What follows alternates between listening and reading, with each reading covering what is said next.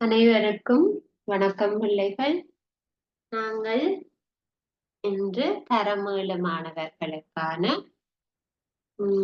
இரண்டாம் தவணைக்குரிய பாடத்தான் பார்க்க இருக்கு. அதிலேயே நாங்கள் இன்று இரண்டாம் தவணைக்குரிய அலகு முதலாவது அலகு சக்தி வடிவங்களும் பயன்பாடுகளும் என்ற அலகு 7 தான் பார்க்க இருக்கு. ஹெடிங்குரிய தலைப்பு போட்டுக்கொள்ளுங்க. சக்தி வடிவங்களும் பயன்பாடுகளும்.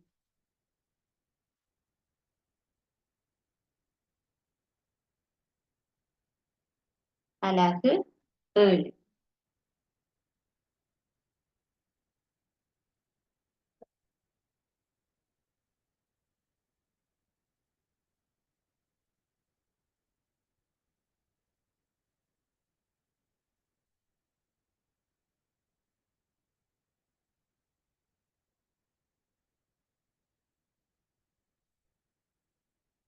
சரியா பிள்ளைகள்? இப்ப பாருங்க, சக்தியினுடைய வடிவங்கள். சக்தி என்றால் என்ன என்பது தொடர்பாக நீங்கள் தரம் 6 வகுப்புல படிச்சிருக்க வேண்டும். சக்தி என்பது ஒரு வேலையை செய்வதற்கான ஆற்றல். சரியா? அந்த சக்தியானது எங்களுக்கு வெவ்வேறு வடிவங்கள் இருக்கு. உதாரணமாக மின் சக்தியாக இருக்கலாம், காற்று சக்தியாக இருக்கலாம், வெப்ப சக்தியாக இருக்கலாம், பேட்டரிகள்ல இருக்கக்கூடிய இரசாயன சக்தியாக இருக்கலாம், நாங்க கையால செய்து இயங்க வைக்கக்கூடிய பொறிமுறை சக்திகளாக இருக்கலாம், அழுத்த சக்தியாக இருக்கலாம். இவ்வாறு சக்தி வேற வேற வடிவமாக இருக்கு. எல்லாம் ஒரே சக்தி அல்ல, வேற வேற சக்தி, அதுக்கு ஒவ்வொரு வடிவங்கள் இருக்குன்னு சொல்றோம். அந்த வடிவத்தை எப்படி பயன்படுத்துறோம் என்பது தொடர்பாகத்தான் நாங்க இங்க பார்க்கணும். பாருங்க, அன்றாட வாழ்வில் எம்மால் பல்வேறுபட்ட வேலைகள் என்ன ஆற்றப்படுது. அது உங்களுக்கு தெரியும். தினமும் நாங்க ஏதோ ஒரு வேலையை கண்டிப்பா செய்வோம். நடக்கிறோம், ஓடுறோம், ஆடுறோம், பாடுறோம், படிக்கிறோம், இதெல்லாம் நாங்க செய்யற வேலைகள் தான். விலங்குகள் மற்றும் இயந்திரங்கள் மூலமாகவும் பல்வேறு வேலைகள் ஆற்றப்படுகின்றன. சரியா? அப்ப விலங்குகள் மூலம் என்ன வேலை செய்யப்படுது? யோசிச்சு பாருங்க. இப்ப சில இடங்கள்ல மாட்டு வண்டியில, அந்த வண்டியில மாடுதான் எடுத்துக்கொண்டு போகும். அது மாட்டாலதான் அந்த வேலை நடக்கும். மாடு நடந்து நடந்து அந்த வண்டியில இழுத்து இழுத்து செல்கிறது. அது விலங்கு மூலம் செய்யப்படுற ஒரு வேலை. அல்லது இயந்திரங்கள் மூலமாக செய்யற வேலை. இப்போ ஒரு வாஷிங் மிஷின் துணிகளை போட்டா துவைத்து கொடுக்குது, துவைச்சு தாரது, துவைச்சு தாரது ஒரு வேலைதான். அத அந்த மெஷின் செய்யுது. அப்ப இயந்திரம் மூலமாகவும் வேலை செய்யலாம். அப்ப ஒரு விலங்கை வச்சு வேலை செய்யப்படுது, அல்லது என்னது இயந்திரம் மூலமா மெஷினை வச்சு வேலை செய்யும். அவ்வாறான சில சந்தர்ப்பங்களுக்கான உதாரணங்கள்ல படம் தந்து பாருங்க. ஒரு வாகனத்தை நாங்க ஓடுறது அல்லது வாகனத்துல போறது, அது ஒரு வேலை. அந்த வேலையை யாரோ செய்யறது, வாகனம் ஓடுறதுன்றா அது என்ஜின் தான் வேலை செய்யும். அதே மாதிரி பளு தூக்குறது, இந்த சுமைய அவர் தூக்குறது ஒரு வேலை. ஃபேன் சுத்துது, இயங்குறது ஒரு வேலை. இந்த மனிதர் ஓட்ட பந்தயம் ஒன்றுல ஓடுறது ஒரு வேலை. அப்ப இந்த வேலைகள் நடக்கிறதுக்கு என்னென்ன சக்தியை யூஸ் பண்ணி யோசிச்சு பாரு. சரி, அப்ப இந்த வேலையை செய்யறதுக்கு இப்ப இந்த வாகனம் பயணித்தல். இப்ப வாகனம் ஒன்று பயணிக்க வேணுமா இருந்தா அதுக்கு என்ன சக்தி தேவை? பாருங்க, வாகனத்துக்கு தண்ணிய ஊத்தி அதை போக வைக்க இயலுமா? இல்ல, அதுக்கு ஒரு எரிபொருள் தேவை. சும்மா அந்த வாகனத்தை நிப்பாட்டி வச்சிருந்தா அது பாட்டுக்கு போகுமா பிள்ளைய போன்னு சொன்னா போகாது. அப்ப அதுக்கு என்ன தேவைப்படும்? அதுக்கு ஒரு சக்தி தேவைப்படும். அது என்ன சக்தி? எரிபொருள்களின் மூலம் கிடைக்கின்ற சக்தி. அது கொடுத்தாதான் எரிபொருள் பெட்ரோல் அடிச்சாதான் அது போகும். பெட்ரோலோ டீசலோ ஏதோ. அதே போல பளு தூக்குறது அந்த மனிதனுடைய சக்தி தான் அங்க வேலை பொறிமுறை சக்தியாக வேலை செய்யப்படுது. மனிதன் தான் தூக்குறார். அவர் சாப்பிட்ட சாப்பாட்டுல இருக்கிற ரசாயன சக்தி அவர் வேலை செய்யல பொறிமுறை சக்தி. பாருங்க, மின் விசிறியை சுழல செய்தல் ஃபேன் ஒர்க் பண்ண வேண்டும் இருந்தா அத கரண்ட்ல பிளக்ல கொழுவி சுவிட்ச் ஆன் பண்ணினா தான் இவங்க ஃபேன் வேலை செய்யும். இல்லாட்டி சும்மா இது சுத்துமா ஃபேன்? அப்ப மின் விசிறியோட சுழலை செய்ய வேண்டுமா இருந்தா அதுக்கு கரண்ட் கொடுக்க வேண்டும். அந்த சக்தி அவர் ஓடுறதுக்கு அவருடைய கால்களுக்காக அவரால வழங்கப்படுகிற இயக்க சக்தி. சரி, அப்ப இவ்வாறு வெவ்வேறு சக்திகளை நாங்க டெய்லி பார்க்கலாம். சரியா? அப்ப பாருங்க, முதலாவதுல என்ன சொல்லி இருக்கணும்? வேலை வேலை ஒன்று எப்படி நடக்குது என்பது தொடர்பாக சொல்லி இருக்கணும். நீங்க ஏற்கனவே வேலை ஒன்று தொடர்பாக தரம் 6லயே படிச்சிட்டீங்க. வேலை ஒன்றை செய்யறதுக்கு என்ன தேவை? சரியா? அப்ப மனிதர்களால மட்டுமின்றி விலங்குகளாலேயும் வேலை நடைபெறும். அதைத்தான் நீங்க மேல பார்த்துக்கிறீங்க. பாருங்க, மனிதன் பொறிகள் மட்டுமன்றி விலங்குகளாலும் பெரும்பாலான வேலைகள் ஆற்றப்படுகிறது. கழுதை பொதி சுமக்கும் என்று தெரியும். சில பேர் ஆரம்ப காலத்துல பாருங்க குதிரைகள்ல ஏறி நாடா போற வழக்கம் இருந்தது. மாட்டு வண்டியில் யூஸ் பண்ணியிருக்கிறோம். சரியா? புறாக்கள் மூலம் செய்தி அனுப்பியிருக்கிறோம். விலங்குகளை அதிகம் பயன்படுத்தி இருக்கிறோம் ஆதி காலம். இப்ப இருக்கிற மனிதர்கள் பொறிகளை அதிகம் பயன்படுத்தும். பொறிகள் என்றா என்னது? மெஷின்ஸ அதிகம் யூஸ் பண்ணும். சரி, அப்ப வேலைகளை ஆற்றுவதற்காக யாது தேவை என இப்போது வேலைகளை ஆற்றுவதற்காக என்ன தேவை? சக்தி தேவை. வேலையை செய்ய வேணுமென்றா என்ன தேவை? சக்தி தேவை. அப்ப அது காட்டுறதுக்காக செயற்பாடு செய்யணும். இறப்பர் பட்டிகையை வகுப்பில் உள்ள ஒவ்வொரு மாணவனுக்கும் வழங்கி இயன்றவரை இரு பக்கமும் இழுக்குமாறு அறிவு. இறப்பர் என்ன பிள்ளைகள்? நல்லா இழுபடக்கூடிய ஒரு பட்டி. அந்த பட்டிய ஒவ்வொரு ஸ்டூடெண்ட்டுக்கும் கொடுத்து அதை இழுக்க சொல்லி ஒவ்வொரு மாணவனும் இழுத்த தூரத்தின் அளவை அட்டவணையில குறியுங்க. இப்ப எல்லாரும் ஒரே அளவுக்கு இதை இழுப்பீங்களா? இல்ல தானே.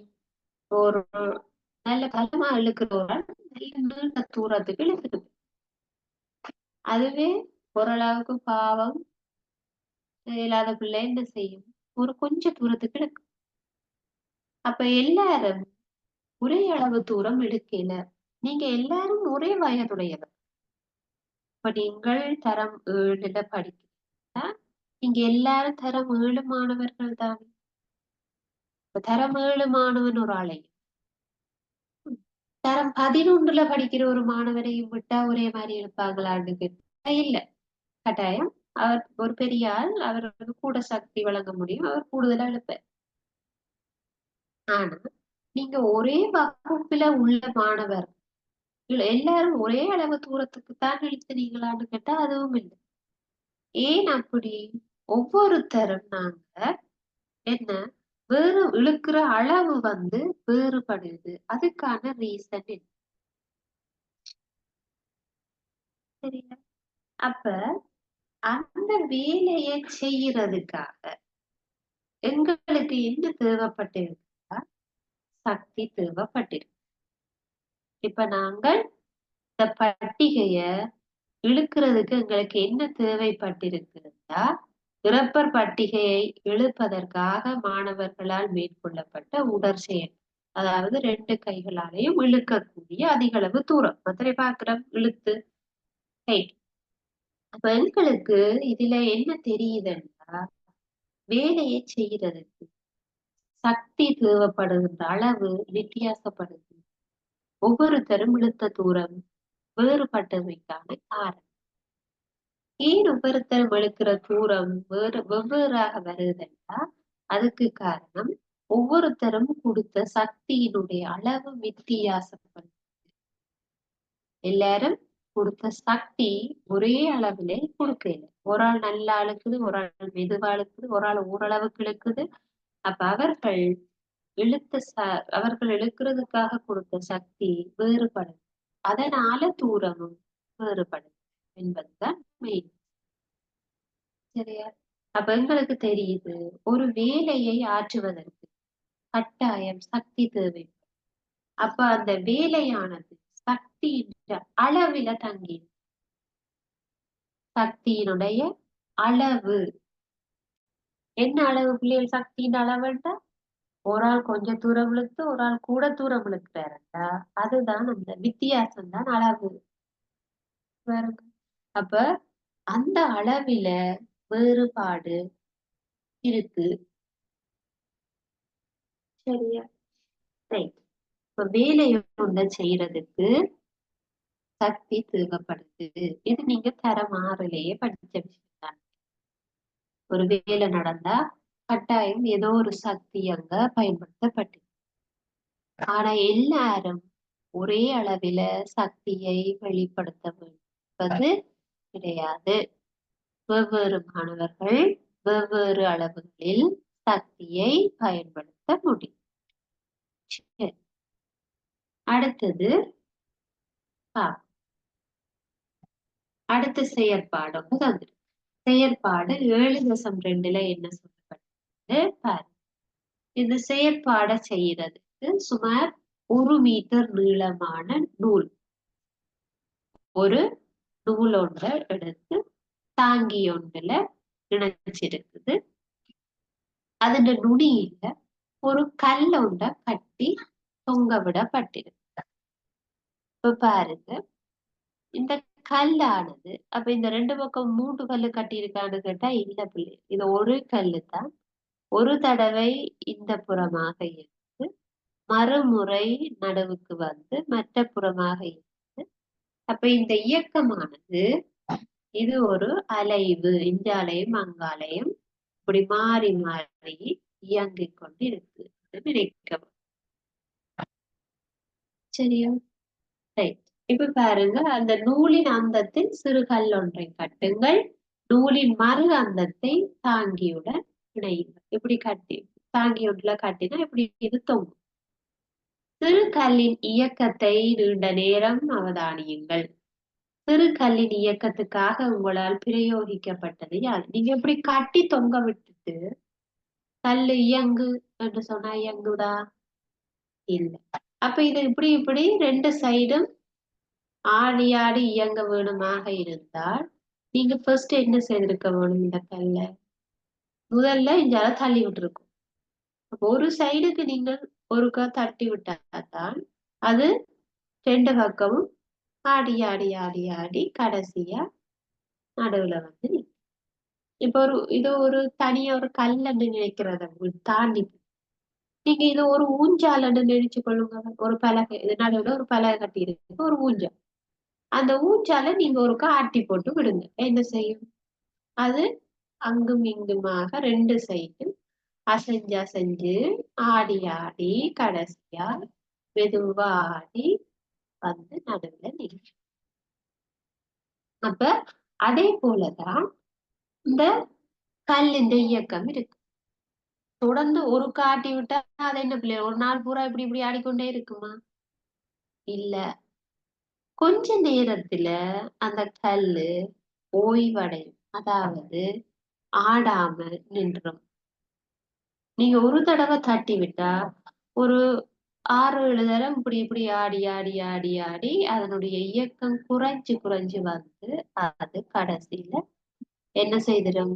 ஆடாம நிக்கும். அப்ப உங்களுக்கு கேட்கணும், சிறு கல்லின் இயக்கம் படிப்படியாக குறைந்தமைக்கு காரணத்தை உங்களால் கூற முடியுமா? சரி. அப்ப அந்த கல்லு எதுக்காக குறைவான தூரம் போய் கடைசியா நிக்குது? அதுதான் கேள்வி. சரி. அப்ப எங்களுக்கு தெரிய வேணும் பிள்ளைகள், வழியில தான் நாங்க எல்லா வேலையும் செய்யறோம். வழி என்றால் இந்த காற்று நிரம்பி இருக்கிற இந்த சூழல். நாங்க வெறும் வெற்றிடத்துல இருக்கல. நாங்க வழியால நிரப்பப்பட்ட ஒரு இடத்துல தான் இருக்கிறோம். அப்ப இந்த கல்லு இயங்க இயங்க ஆரம்பிக்கிறது வழியில. அப்ப நாங்க முதல்ல அதுக்கு தள்ளி விட்டு ஒரு விசைய குடுக்கணும். நாங்கள் தான் என்ன செஞ்சோம், பிடிச்சு தள்ளி விட்டோம். அப்ப தள்ளி விடுறதுன்றது ஒரு விசை குடுப்படுது. சும்மா இருந்த கல்ல தள்ளி விட்டா அத விசை குடுக்குறோம்னு சொல்லுவாங்க. இந்த விசை என்கின்ற வார்த்தை முக்கியம். விசை என்பது தொடர்பாக ஒரு பாடமே படிக்க வேண்டியிருக்கு. நீங்க 8, 9ல அங்காளம். அப்ப தள்ளி விடுறத ஒரு விசை போர்ஸ் ஒன்று குடுக்குறோம் சொல்றோம். விசை. சரியா? அப்ப தள்ளுறது அல்லது இழுக்கிறது 2மே விசைக்குள்ளதான் பிள்ளைகள் வரும். தள்ளுதல் அல்லது இழுத்தல். தள்ளுகை அல்லது இழுவை என்பது விசை என்று சொல்லும். சரி. அப்ப அந்த செயற்பாட்டுல பாருங்க, இந்த கட்டுண்ட தள்ளி விடைக்க நாங்க தள்ளுகை. சரி. அப்ப அது தள்ளி விடைக்குள்ள இயங்கி கடைசியில நீங்க தள்ளி விடையில நோம்பலா கைய விட்டுட்டீங்க. அப்ப அதுக்கு வெளியில இருந்து கிடைக்கக்கூடிய அந்த விசை கிடைக்காமல் போகுது. இப்ப நீங்க ஒரு ஊஞ்சல் ஆட்டி விடுறதா இருந்தா, நீங்க ஒரு ஆள நடுவுல இருக்க வச்சுட்டு, நீங்க கொஞ்ச நேரம் ஆட்டிக்கொண்டு இருக்கிறீங்க. இப்ப நீங்க தள்ளி விட விட, அது ஊஞ்சல் ஆடிக்கொண்டிருக்கும். 2 பக்கமும் ஆடிக்கொண்டிருக்கும். நீங்க ஆட்டாம கைய வச்சிருந்தா, அதாவது நீங்க தள்ளி குடுக்காது, நீங்க பேசாம ஒரு ஓரமா போய் நின்றா, அவர் கீழ இருக்கிறவர் காலால தான் தள்ளி ஆடாம நார்மலா கால தூக்கி வச்சு அந்த ஊஞ்சல் படிப்படியாக வழியில உறைஞ்சி உறைஞ்சி அதுக்கு வெளியில இருந்து எந்த விசையும் கிடைக்கல தண்ட பாட்டுக்கு அது ஓய்வடையும். தானாகவே அந்த ஊஞ்சல் ஓய்வுக்கு வரும். அதை நாங்க வழியுடனான உராய்வு காரணமாகன்னு சொல்லுவா. அது இப்ப உங்களுக்கு தேவையில்லை. நீங்க பெரிய வகுப்புக்கு போயிருக்கல அதுகள் பற்றி படிப்பீங்க. அப்ப நாங்க சொல்றோம், வெளியில இருந்து ஒரு விசையும் அதுக்கு குடுக்கல என்றால் அது ஆட்டோமேட்டிக்கா என்ன செய்யுது, ஓய்வுக்கு வருகிறது. அப்ப எங்களுக்கு வேலை ஒன்ற செய்யறதுக்கான சக்தி ஒன்று கட்டாயம் தேவை. அந்த சக்தியை நாங்க அளக்கிறதுக்குரிய அளவீடு ஜூல். வெப்ப சக்தி வெப்ப சக்தியை அளப்பதற்கு பாகை செல்சியஸ். நார்மலாக சக்தியை அளவிடும் அலகு ஜூல் என்று சொல்லு. ஜூல் கேபிட்டல்ல ஜூல் போடணும். ஸ்மால் ஜூல் போட்டா பிழை. இதுல பாருங்க, வேலை செய்கின்ற ஆற்றல் சக்தி. அப்ப இதை நீங்க ஏற்கனவே தரம் 6 வகுப்புல படிச்சிருப்பீங்க. வேலையை செய்கின்ற ஆற்றல் தான் சக்தி. அப்ப இது முக்கியம். அதை நோட் பண்ணிக்கொள்ளுங்க. வேலை செய்கின்ற ஆற்றல் சக்தி என அழைக்கப்படும். சக்தியை அளவிடும் அலகு ஜூல் ஆகும்.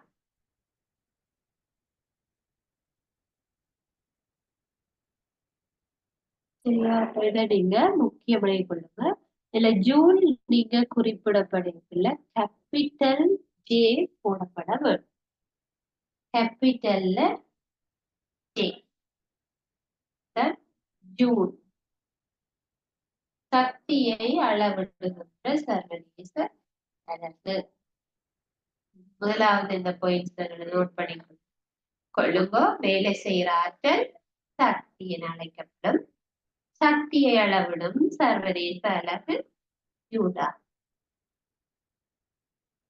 எல்லா வகையான வேலைகளையும் ஆற்றுவது.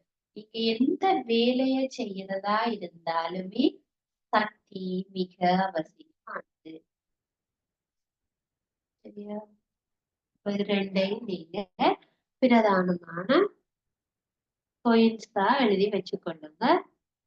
பகுதி 1க்கு தேவைப்படும். ஆற்றப்படும் வேலையின் அளவு அதிகரிக்கும் போது அதற்காக பிரயோகிக்கப்படும் சக்தியின் அளவும் அதிகரிக்கும். அப்ப இதுல என்ன சொல்லப்படுதுன்னா, நாங்க செய்யற வேலை கூடவா இருந்தா இல்ல கூடவாக இருக்கு, அதுக்கு தேவைப்படுற சக்தியும் கூடவா இருக்கு.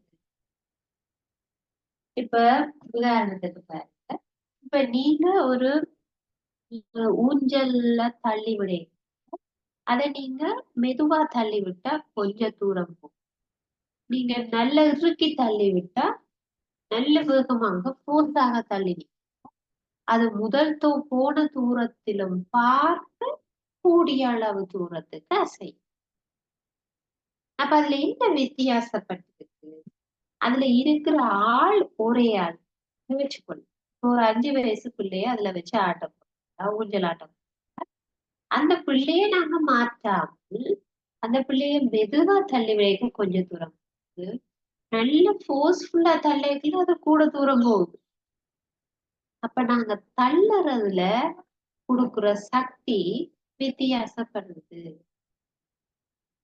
சரியா? அப்ப பாருங்க, உதாரணமாக செயற்பாடு 7.2 சிறு கல்லை நீண்ட தூரத்துக்கு இயங்க செய்ய வேண்டுமா உங்களால் முன்பை விட கூடிய அளவு சக்தி வழங்கப்பட வேண்டும். அப்ப அதிக சக்தி கொடுத்தால்தான் அது இயங்கும் என்று சொல்லப்படுது. கூடிய அளவு தூரத்துக்கு இயங்கும் என்பது சொல்லப்படுகிறது. சரியா?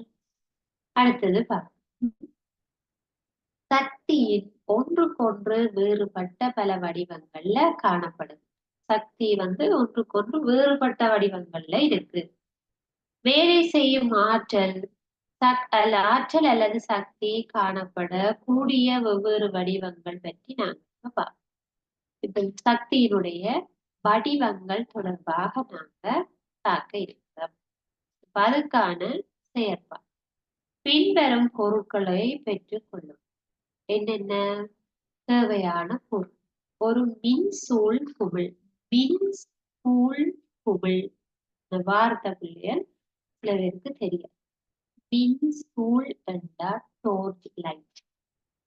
டோர்ச் லைட் சொல்லுவோம் பிள்ளைகள், அதிന്റെ தமிழ் பெயர் தான் மின்சூழ்.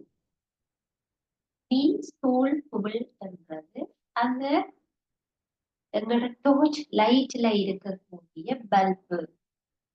மின்சூழ் உலர் மின்கலங்கள், அதாவது மின் வடத்துண்டுகள். மின் வடத்துண்டுகள் என்றால் எங்களோட வயர்கள். மின்னை கடத்துறதுக்காக நாங்க சில வயர்கள் பயன்படுத்துவதானே கரண்ட் வயர்கள். அது மின் கலத்தால் இயங்கும் சுவர் கடிகாரம். மின்கலம் உண்டாயது பிள்ளைகள் பட்டி போட்டு ஒர்க் பண்ணக்கூடிய ஒரு சுவர் கடிகாரம், வோல் புலம். பட்டி போட்டா வேலை செய்யக்கூடிய ஒரு வோல். இசையொலி பிறப்பிக்கப்படக்கூடிய வாழ்த்து அட்டை. இசையொலி பிறப்பிக்கிற பிள்ளைகள் நீங்க சில வேலை பர்த்டே கார்டா இருக்காவது வேண்டி இருந்தா தெரிஞ்சிருக்கும். அது திறந்தா ஹாப்பி பர்த்டே பாட்டு படிக்கும். அந்த பாட்டு படிக்கிறது தான் இசையொலி பிறப்பிக்கக்கூடிய வாழ்த்து அட்டை சொல்லும். சில பேருக்கு அனுபவம் இருக்கும். அந்த ஹாப்பி பர்த்டே பாட்டு படிக்கிற கார்டு பண்ணி கொடுக்கும். அதே மாதிரி சைக்கிள் டைனமோ. டைனமோ பற்றி நீங்க ஏற்கனவே படிச்சிருக்கிறீங்க. சைக்கிள் டைனமோல சைக்கிள் சில்ல சுத்த சுத்த டைனமோ மூலம் மின் உருவாக்கி அந்த சைக்கிள்ல இருக்கிற பல்பை எரிய வைக்கிறது தான் சைக்கிள். அடுத்தது வானொலி பெட்டி. வானொலி பெட்டி என்ன தெரியும் தானே இல்லையா? வானொலி என்றாயது ரேடியோ. ரேடியோ பாக்ஸ் ஒன்று. மின்கலங்களால் அல்லது சாவி கொடுத்து இயங்க செய்யக்கூடிய விளையாட்டு பொருள். இப்ப நாங்க வைன் வந்து திருகி போட்டு விட்டா வேலை செய்யக்கூடிய சில விளையாட்டு பொருட்கள் இருக்குதானே இல்லையா? வைன் கொடுத்துட்டு விட்டா கார் எல்லாம் முன்னுக்கு போகும், இயங்கக்கூடியதாக இருக்கு. அந்த விளையாட்டு பொருள் டாய்ஸ். அதே மாதிரி மின் மோட்டார், சாவி கொடுத்து இயங்கக்கூடிய மியூசிக் கடிகாரம். மேல் கூறப்பட்ட உபகரணங்களின் செயற்பாடுகளுக்கு சக்தி கிடைத்தமை பற்றி கலந்துரையாடுங்கள்.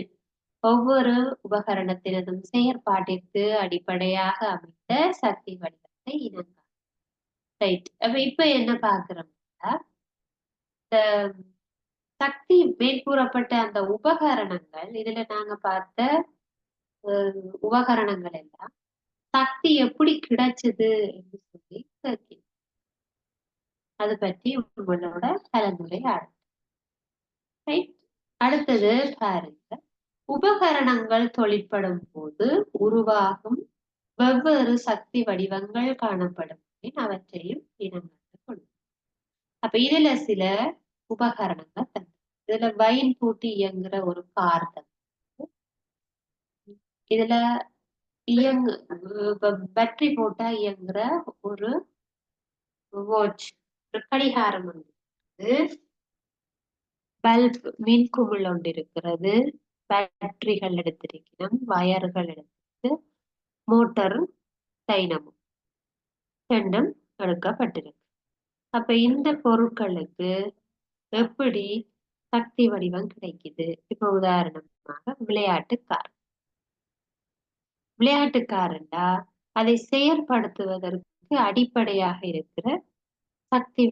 இந்த விளையாட்டு கார் வேலை செய்ய வேணும்னா முதல்ல அதுக்கு ஒரு பேட்டரி போடும். அதுதான் மின்கலம்.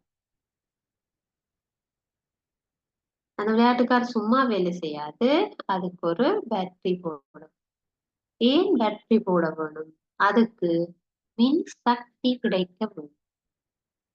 மின் சக்தி கிடைச்சா தானே பிள்ளைகள் அந்த கார் வேலை செய்யும், இல்லாட்டிக்கு அது சும்மா தானே இருக்கும். ஆகவே எங்களுக்கு தெரியும், அடிப்படையாக இருக்கிற சக்தி எதென்றா அதுக்கு ஒரு மின் சக்தி தேவை. தொழிற்படும் போது உருவாகிற ஏனைய சக்தி வடிவம். இப்ப இந்த கார் வேலை செய்யும், இந்த விளையாட்டு கார் வேலை செய்ய பாருங்க, இதுல இருந்து சவுண்ட் ஒன்று வரும். இது இயங்கக்குள்ள ஒரு சவுண்ட் வருதுன்னா அது ஒலி சக்தின்னு சொல்லுவோம். ஒலி என்றா என்னது? சவுண்ட். அப்ப இது நாங்க போட்டது மின் சக்தி, பேட்டரி போட்டுனாங்க. ஆனா அதுல இருந்து சத்தம் கேக்குது. அப்ப மின் சக்தி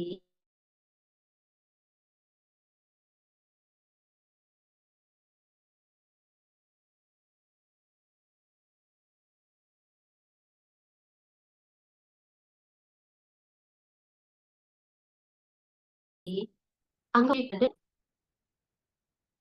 சரி. அப்ப அதுக்கு மின் சக்தி தான் கொடுத்தது.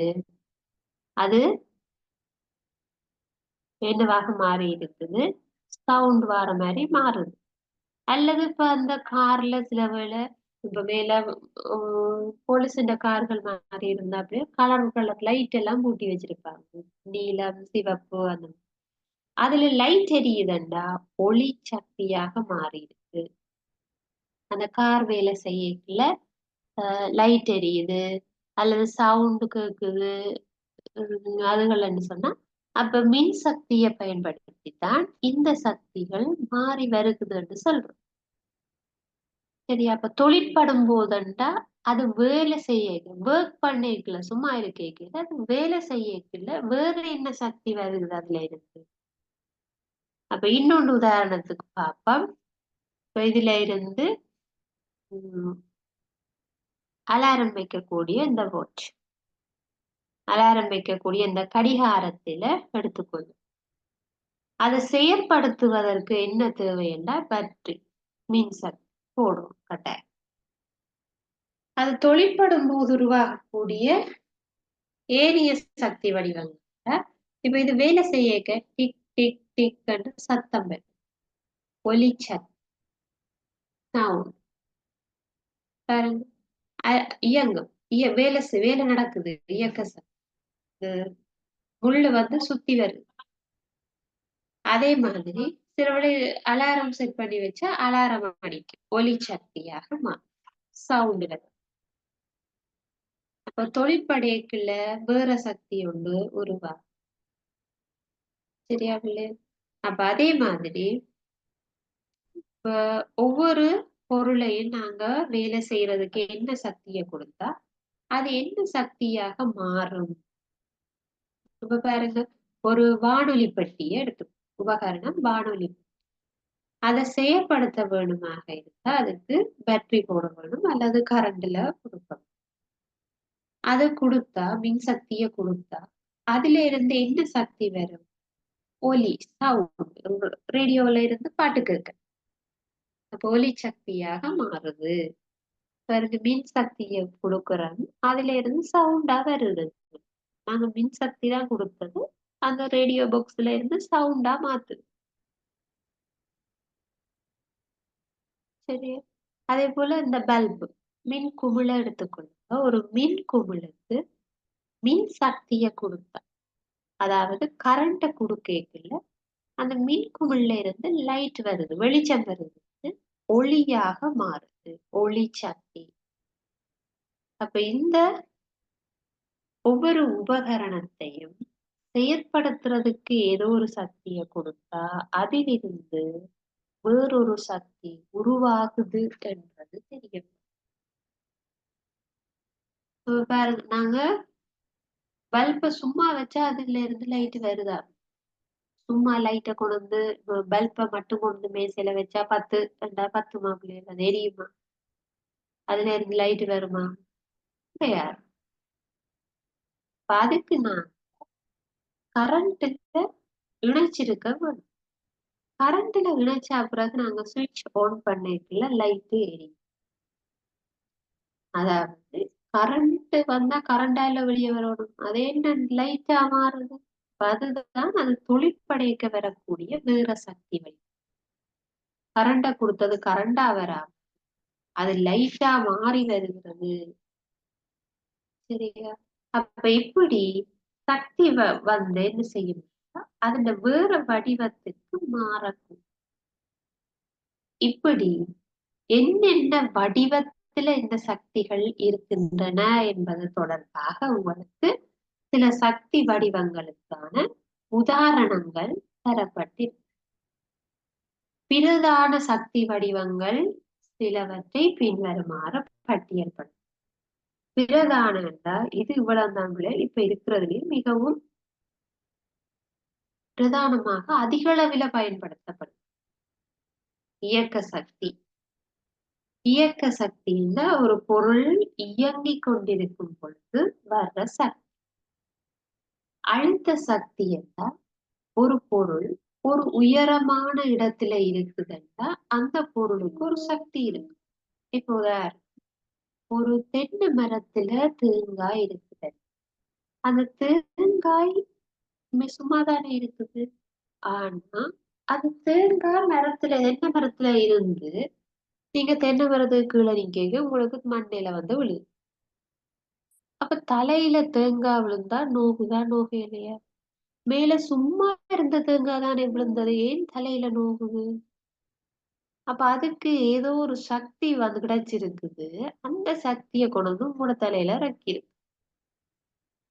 அது வந்து உயரமான பொருள்ல இருக்குதுன்னா அதுக்கு ஒரு அழுத்த சக்தி அங்க கிடைச்சிட்டு அதைத்தான் கொண்டு வந்து உங்களுக்கு அது விட்டுருது. அப்ப அதனுடைய சக்தி அழுத்த சக்தின்னு சொல்றோம். கரண்ட பற்றி உங்களுக்கு தெரியும், மின் சக்தி, ஒலி என்றா சவுண்டுனால வர சக்தி. வெப்பம்ண்டா ஹீட், ஹீட்ல வர சக்தி எனர்ஜி. இரசாயன சக்தி என்றா கெமிக்கல்ஸ்ல இருந்து கிடைக்கிற சக்தி. ஒளி சக்தி என்றா லைட்ல இருந்து வர எனர்ஜி. இப்ப இந்த ஒவ்வொரு சக்திகளை பற்றித்தான் நாங்க அடுத்து வருகின்ற தொடர்ந்து வருகின்ற வகுப்புகள்ல நாங்க படிக்க போறோம். பாருங்க, இதுல நாங்க அடுத்த வகுப்புல படிக்க இருக்கிறது முதலாவது இயக்க சக்தி தொடர்பான. அப்ப நாங்க இன்று படிச்ச விடயங்களை முதல்ல இருந்து ஞாபகப்படுத்தும்.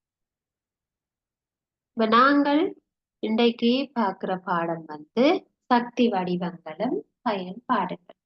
இதுல வரக்கூடிய சில வினாக்களைத்தான் நாங்கள் பார்க்க இருக்கிறோம். அப்ப அன்றாட வாழ்க்கையில எங்களுக்கு சக்தி அவசியமா இருக்குது, என்னத்துக்கு எல்லா வேலையையும் செய்யறது. சரி, அப்ப வேலை செய்கின்ற ஆற்றல் தான் எங்களுக்கு இங்க சக்தி என குறிப்பிடப்படும். ஆனால் எல்லாரும் செய்கிற வேலையின் அளவு ஒரே மாதிரி இருக்காது. வெவ்வேறு ஆட்களுக்கு வெவ்வேறு அளவில தான் என்ன தேவைப்படும், சக்தி தேவைப்படும். சரியா? அப்ப வேலை செய்கின்ற ஆற்றல் சக்தி என்றும், சக்தியை அளவிடுறதுக்குரிய அலகாக ஜூலும் பயன்படுத்தப்படும். சரியா?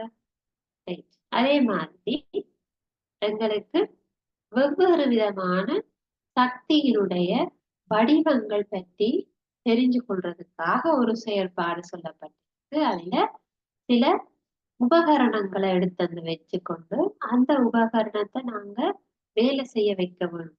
அதாவது அது ஒர்க் பண்ண வேணும்னா அதுக்கு என்ன சக்தியை கொடுக்க வேணும், அதை கொடுத்தா அது வேலை செய்யக்குள்ள என்ன சக்தியா மாறி வரும் என்பது தொடர்பாக உங்களுக்கு சில உபகரணங்களும் அதுக்கு உரிய அட்டவணையும் தரப்பட்டிருக்கு. இது நீங்க வீட்டுல போயிட்டு பார்த்து கொள்ள முடியும். எழுதுறேன்னா இதுல நீங்க ஒவ்வொரு உபகரணத்தையும் போட்டு அதுக்கு என்ன சக்தி பயன் கொடுத்தா என்ன சக்தியாக மாறும் என்று சொல்லி நீங்க நோட் பண்ணி கொள்ள. அதே போல நாங்க இறுதியாக பிரதானமான சக்தி வடிவங்கள் சிலவற்றை பார்த்துருக்கோம். இயக்க சக்தி, அழுத்த சக்தி, மின் சக்தி, ஒளி சக்தி, வெப்ப சக்தி, இரசாயன சக்தி, ஒளி சக்தி. இதை விட புவி வெப்ப சக்தி இருக்கு, கரிசக்தி, அந்த மாதிரி ஒவ்வொரு வடிவங்கள் இருக்குது. இதுகள் பிரதானமானவை. ரைட். அப்ப இதுல வரக்கூடிய சில வினாக்களை எழுதி கொள்ளும்.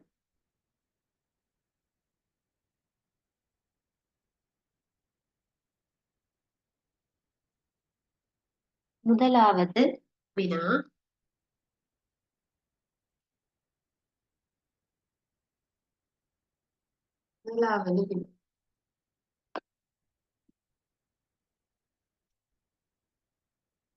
சக்தி என்றால் என்ன?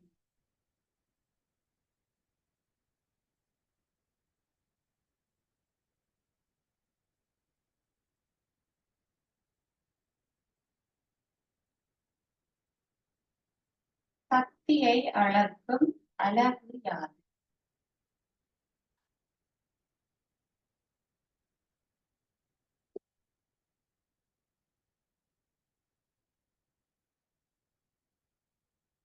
சக்தியை அளக்கும் அலகு யாது?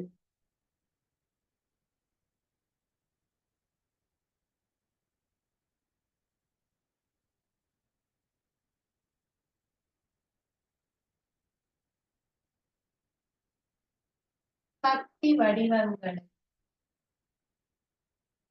உதாரணம் 2 தரும். இந்த வினாக்களை எழுதிக்கொள்ளும்.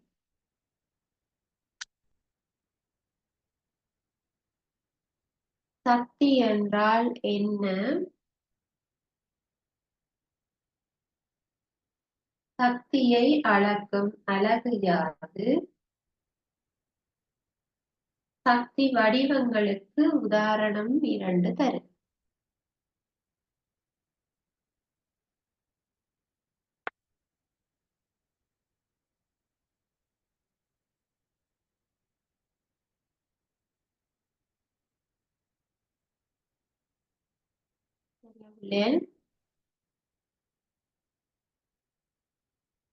சக்தி என்றால் என்ன? வேலையை செய்யும் ஆற்றல். சக்தி என்றால் என்ன? வேலையை செய்யும் ஆற்றல்.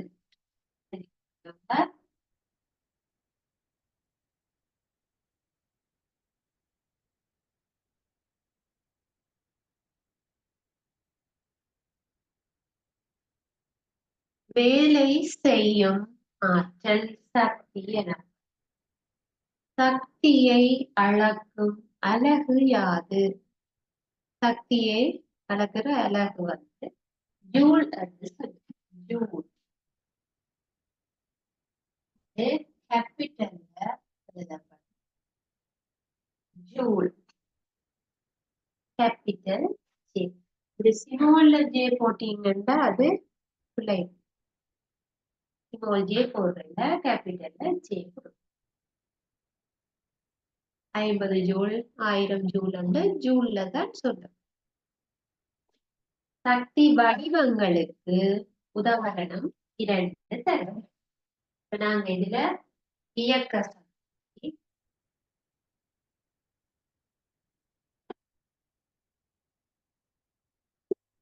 இயக்க சக்தி, மின் சக்தி,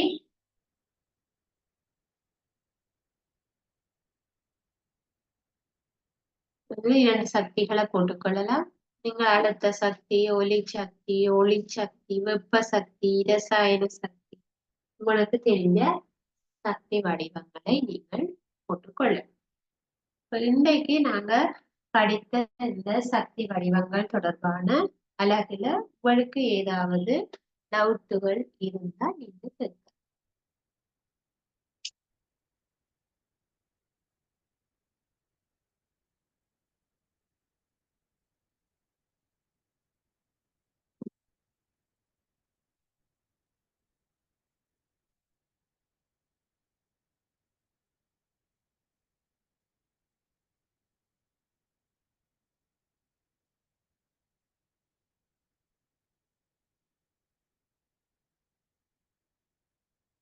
உங்களுக்கு எந்த டவுட்டும் இல்லையா பிள்ளை? நாங்க இதனுடைய தொடர்ச்சியை அடுத்த வகுப்புல பார்க்கலாம். இதோட இந்த வகுப்பை நான் நிறைவு செய்து கொள்கிறேன். தேங்க்யூ.